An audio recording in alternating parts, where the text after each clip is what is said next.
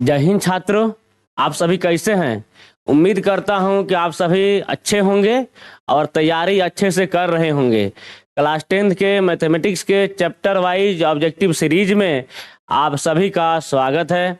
आइए हम इस वीडियो में देखते हैं क्लास 10th के एक्सरसाइज 6.2, क्योंकि 6.1 में कोई भी ऑब्जेक्टिव नहीं है, इसलिए अब हम एक्सरसाइज 6.2 देखेंगे। इसमें मात्र 6 ऑब्जेक्टिव है। यह वीडियो थोड़ा छोटा होगा, हम 6 ही क्वेश्चन को देखेंगे और नेक्स्ट वीडियो में हम लोग 6.3 को देखेंगे। आइए देखते हैं हम। क्वेश्चन कह रहा है एक, सभी वर्ग होते हैं, सभी वर्ग होते हैं। वर्ग की बात कह रहा है तो वर्ग कौन होता है? वर्ग वह है जिसके प्रत्येक कोण 90 डिग्री हो और चारों भुजा बराबर हो। अब इसमें कह रहा है समरूप, समानुपाती, सर्वांग कोई नहीं। देखिए वर्ग जो भी होता है यह क्या होता है? समरूप होता है। कोई भी वर्ग समरूप होता है। समरूप का मतलब होता है कि एक समान दिखने वाला, यानी जितने भी वर्ग रहेंगे सभी एक समान दिखेंगे। और जो सर्वांगसम होता है, सर्वांगसम का मतलब होता है एकदम बराबर, हर दृष्टिकोण से एकदम, जैसे यह हमारा हाथ है एकदम बराबर है, एक दूसरे को ढक ले रहा है, इसे हम कहेंगे सर्वांगसम। लेकिन समरूप हमारा हाथ और एक किसी छोटे बच्चे का कहेंगे, जैसे 2 साल का कोई बच्चा है, 2 साल का, उसका हाथ इतनी बड़ा होगा, तो उसका हाथ और मेरा हाथ क्या होगा? समरूप होगा। यानी उसका भी हाथ एक कलाई होगा, मेरे भी कलाई है, उसके भी हाथ में 5 उंगली होंगे, मेरे भी हाथ में 5 उंगली है, इसे कहेंगे समरूप, यानी एक आकार का। लेकिन सर्वांगसम नहीं कह सकते हैं। सर्वांगसम उसे कहेंगे जो हर दृष्टिकोण से बराबर हो, हर दृष्टिकोण से किसी भी एंगल से छोटा या बड़ा नहीं हो, उसे हम कहेंगे सर्वांगसम। यह है, इसलिए कहेंगे सभी वर्ग समरूप होते हैं।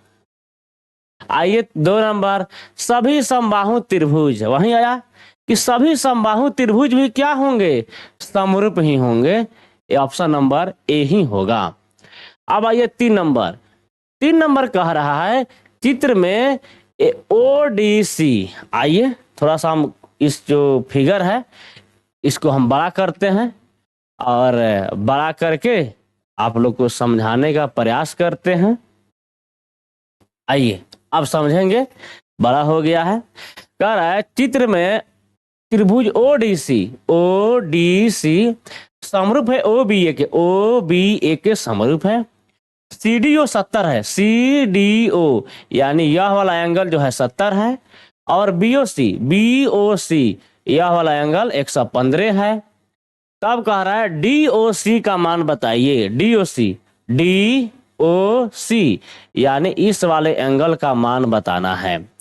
तो डीओसी क्या हो जाएगा? सबसे आसान तरीका है कि आपको पता है जब कोई भी बी और डी, यह जो बीडी है एक रेखा हुआ, और किसी भी रेखा पर आसन्न कोणों का योग 180 होता है। तो जब 115 है तो ये कितना होगा कि 180 होगा? चलिए लिख लेते हैं यहाँ पर 115 जोड़ x बराबर 180।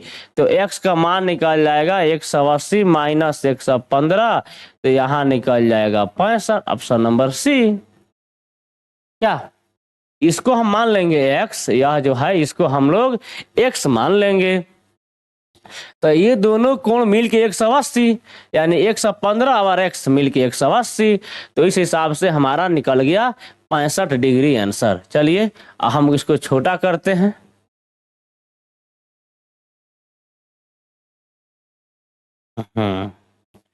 अब हम क्वेश्चन देखेंगे।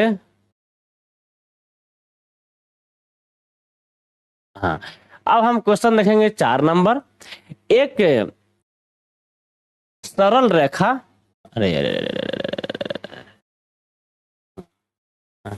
एक सरल रेखा को खींचने यानी निर्धारित करने में के बिंदु आवश्यक है, तो के का मान है, यानी कितने बिंदु मिल करके एक सरल रेखाओं को खींचा जा सकता है, यानी कितने बिंदुओं को मिलान से, यानी कितने बिंदुओं के बीच में, तो कितना बिंदु होगा, 2 बिंदु होगा।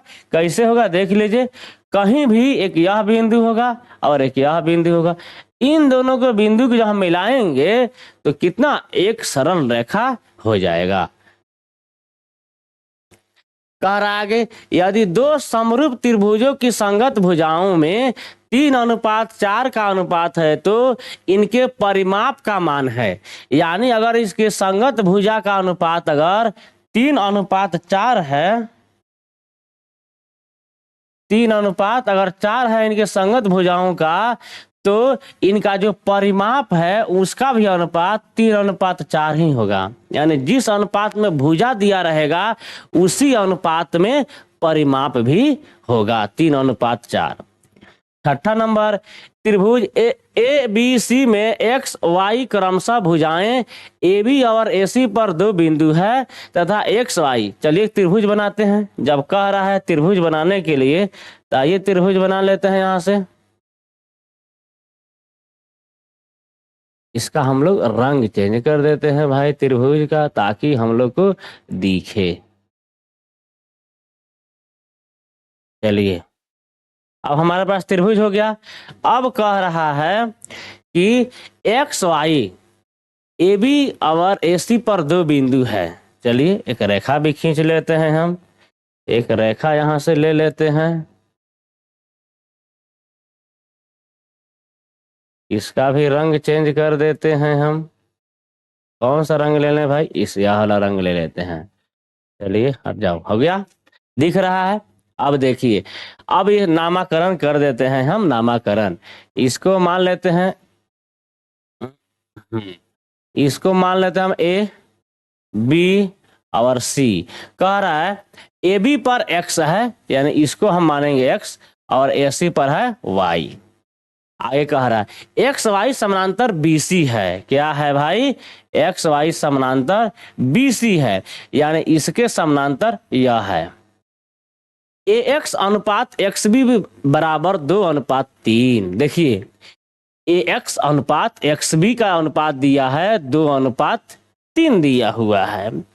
जब ए एक्स अनुपात एक्स बी 2:3 है, तो इधर पूछ रहा है हमसे ए वाई अनुपात वाई सी, यानी जिधर जितना अनुपात इधर रहेगा वही अनुपात इधर भी होगा, यानी इधर भी हमारा आंसर क्या हो जाएगा, 2:3 ही हो जाएगा।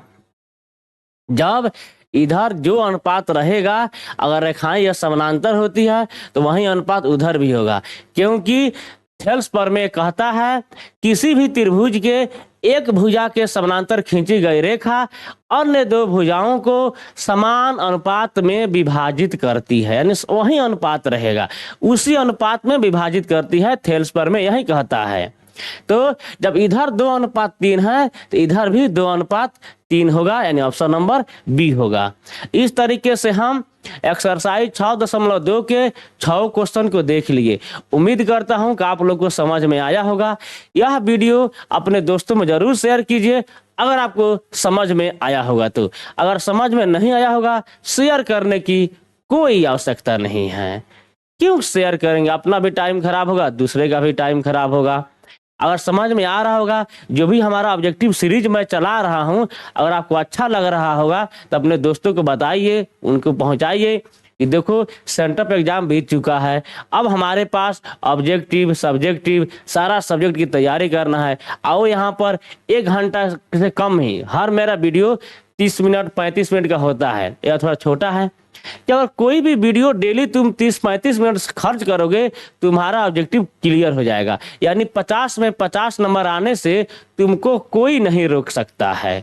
चलिए इसी तरीके से अपना तैयारी कीजिए, अपना ख्याल रखिएगा और तैयारी अच्छे से कीजिएगा, ताकि आपका 10वां क्लास में रिजल्ट बेहतर से बेहतर आए, आपके माँ बाप का नाम रोशन हो सके। धन्यवाद।